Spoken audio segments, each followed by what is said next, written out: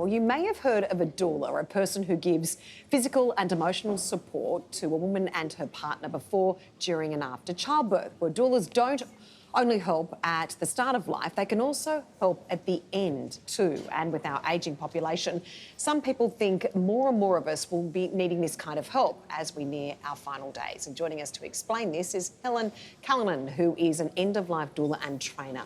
Helen, good morning. Welcome to Studio 2. Thank you. Thanks. It's great to be here. Thank you. Great to have you. Excuse my ignorance, but I have never heard of an end-of-life doula. What is it? Well, you're not on your own. An end-of-life doula is, you mentioned birth doula before. Yes. So an end-of-life doula is basically providing the same services, so support, emotional support, practical support, resources, education, options, like walking alongside someone at a difficult time of transition. So what's the difference between a doula and a carer or a nurse? Well, first of all, a carer often, if it's not a family member, is often has some training in terms of they're providing practical, hands-on physical care of some description. A nurse, of course, has more of a clinical and nursing background. So they're providing medical and nursing support. A doula, on the other hand, non-medical. So we're providing more emotional and educational support to people, allowing them to actually make the choices in their life that match their values, rather than trying to send them down a particular track. It's like, you're the expert in your life. You know, what is it that you want? What are the values you have? What are the needs you have, or your family? And my job then would be to support you in fulfilling those. Well, it's actually a very good idea. But how do you, I imagine it would be a tricky sort of conversation to have with someone who might be dying but might not want to admit it. When do you have to be terminally ill to get an end-of-life doula, or how would you sort of go about getting one? Well, I call myself an end-of-life doula, and that's because I don't only work with death. Like, I have clients that come to me who there is no diagnosis. They've actually come because they want to put their plans in place. Oh. They want to have their conversations. They want to know, what are my options, you know, towards the end of my life? How can I take care of my body? What can I put in place for my family? So it's about providing that support.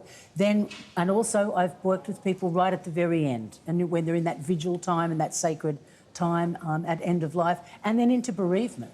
So like, it's really a very long, full spectrum role where you can be the one to accompany someone on this whole big journey, whereas a lot of other people drop off along the way. Are you more in demand for people who die at home, I suppose, rather than in hospital? Look, interestingly, I would have to say, the stats say that between 70 and 80% of people say they want to die at home.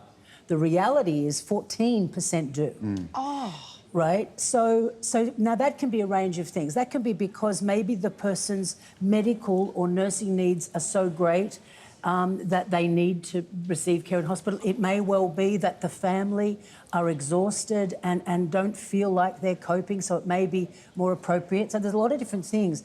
But I've worked in hospitals, in PAL care units, in aged care facilities, in homes, everywhere. To me, having a doula is like having a champion there alongside you, wherever you are. Having a doula, because I would much rather die at home, obviously. I would rather live at home, die at home and never leave the house, quite frankly. I'm going to die at home in about 40 years, hopefully.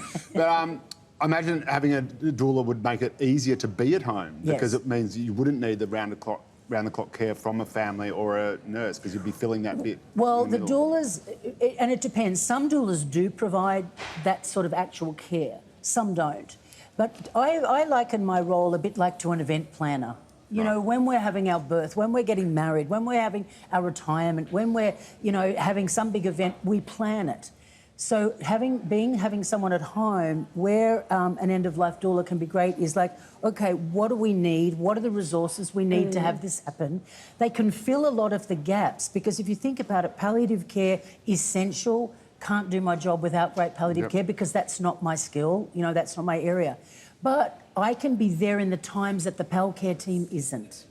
And I can be providing support at all across the time that they need. I guess what's really nice is that during a time when, especially if you're going through it for the first time, you don't know what you're doing. Yes. And that you're there as an advocate for the family, because sometimes you're not in the right frame of mind to make good decisions because you're in terrible grief. Yes. Well, that's absolutely true, Tash. And the other thing that happens too is that these days people don't know their options because Yes. this is often a scary topic.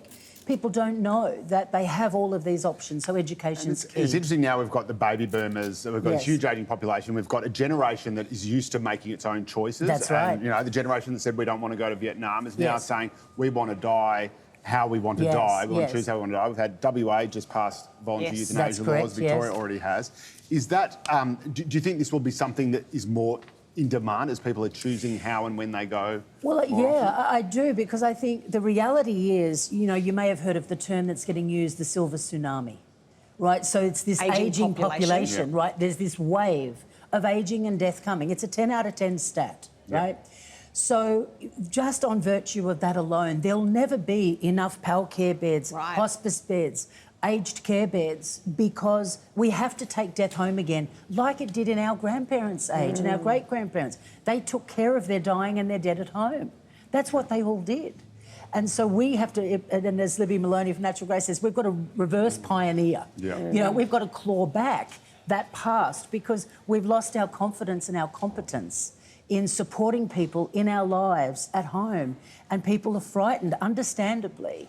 But by having knowledge and education and having someone there supporting you that's not as emotionally engaged as you were saying, that is someone who, you know, is a little bit outside, that is used to this, that is comfortable around death, makes an enormous, enormous difference. I wish my radio career had an end of life doula. That would have really.